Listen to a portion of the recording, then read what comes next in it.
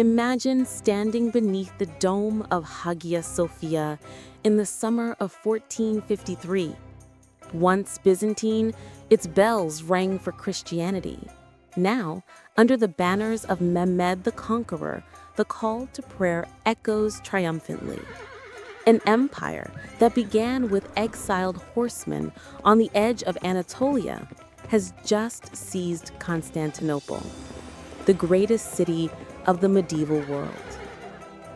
This is the story of the Ottoman Empire, an empire that rose from frontier warriors to rule over the Balkans, the Middle East, and North Africa. For 6 centuries, it expanded, thrived, and inspired awe. And yet, by the early 20th century, the Ottomans had collapsed into fragments, their lands absorbed by the modern states we know today.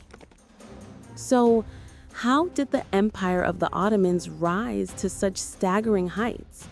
And why did it ultimately fall? The Ottomans began not as rulers of empires, but as exiles and fighters. In 1299, Osman I, a Turkish bey, led a small band of nomadic horsemen on the Byzantine frontier of Anatolia. His followers were known as ghazis, Islamic warriors dedicated to expansion against Christian powers. Their strength lay not in wealth or numbers, but in mobility, discipline, and faith. Osman's descendants expanded across western Anatolia, seizing towns and forging alliances.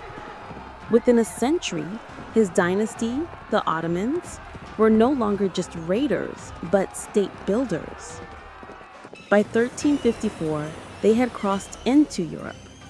Gallipoli became their foothold, from which they pushed deeper into the Balkans. Their armies, disciplined and innovative, combined Turkish cavalry with a new force, the Janissaries, elite infantry recruited through the devshirme system. Under Sultan Murad I, the Ottomans defeated Balkan rivals and crushed Serbian resistance at Kosovo in 1389. Then came Bayezid I, nicknamed the Thunderbolt, who expanded furiously until Timur's Mongol forces humbled him at Ankara in 1402.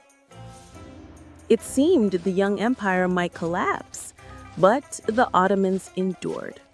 They rebuilt, more centralized and disciplined, awaiting a moment of destiny. That moment arrived under Mehmed II, called the Conqueror. In 1453, after weeks of bombardment with massive cannons, Mehmed's armies stormed Constantinople. Its ancient walls fell, and the city became Istanbul, the new Ottoman capital. This single event marked a turning point in world history.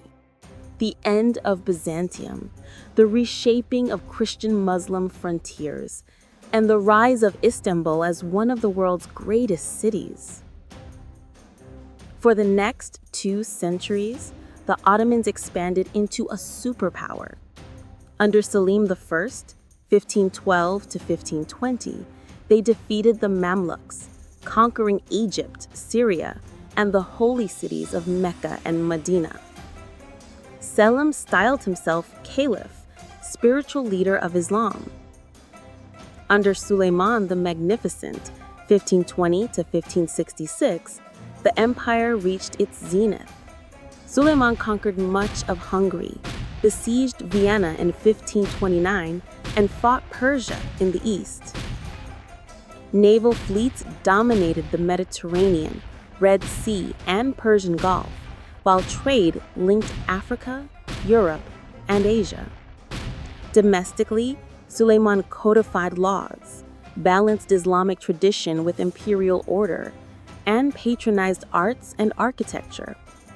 Under architect Sinan, Istanbul blossomed with domes, mosques, and aqueducts rivaling Rome at its height. At its greatest, the Ottoman Empire ruled 30 million people across 3 continents. It was a multi-ethnic empire. Turks, Arabs, Greeks, Armenians, Kurds, Jews, Slavs, and more lived under its banners. Muslims and non-Muslims coexisted under the millet system, which granted limited self-rule to religious communities. To many, it seemed the Ottomans truly were a world empire. But even as they flourished, cracks appeared. By the late 16th century, global trade routes shifted. European powers like Spain, Portugal, and later the Dutch and English sailed around Africa into Asia, bypassing Ottoman lands. Wealth drained, while silver inflation from the Americas disrupted local economies. Military technology that once favored the Ottomans began to lag. Janissaries grew resistant to reform, clinging to privilege. Court intrigues, often dubbed the Sultanate of Women, saw palace politics dominate decision-making. Externally, defeats mounted. In 1571, the Ottoman navy lost at Lepanto. In 1683, after the failed Second Siege of Vienna, European states pushed back. By the 18th century, the empire lagged behind industrializing Europe. Once expanding, the Ottomans found themselves defending shrinking borders. By the 1800s, European powers referred to the Ottomans as the sick man of Europe. Nationalist uprisings swept through the Balkans. Greeks gained independence in the 1820s. Serbs and Bulgarians rose. Romanians sought freedom. Meanwhile, European empires chipped away at Ottoman lands. Russia fought wars for control of the Black Sea. Britain and France sought influence in the Middle East. The Ottomans tried reforms, known as the Tanzimat, 1839 to 1876. Modernizing the armies, schools, and legal systems. New ideas of citizenship and equality emerged, but also new tensions. Muslim populations resented reforms that gave Christians more rights, while Christian minorities demanded greater autonomy. By the late 19th century, corruption, debt, and foreign interference further weakened the empire. The once unstoppable Ottomans were staggering. The empire's final blow came during World War I. The Ottomans sided with Germany and Austria-Hungary. Initially, they resisted invasion at Gallipoli, where Mustafa Kemal became a hero. But elsewhere, Ottoman armies faltered. Arab revolts erupted, aided by Britain and France. Cities like Damascus, Baghdad, and Jerusalem fell. In 1918, the Ottomans surrendered. After the war, Allied powers carved away Ottoman lands through the 1920 Treaty of Sèvres. Much of the Middle East was divided into British and French mandates. Anatolia itself faced partition. But Turkish nationalists led by Mustafa Kemal Atatürk resisted. By 1922, they abolished the Ottoman Sultanate, replacing it with the Republic of Turkey. After more than 600 years, the Ottoman Empire was no more. Yet, the Ottomans did not vanish entirely. Their legacy endures in architecture. Domes and minarets skyline Istanbul, Cairo, and Sarajevo. Their cuisine, music, and poetry echo across the Balkans, the Arab world, and Turkey. Their millet system influenced modern ideas of pluralism. But so too does their fall offer lessons. Even empires that seem eternal can decline when unable to adapt to new economies, technologies, and ideas.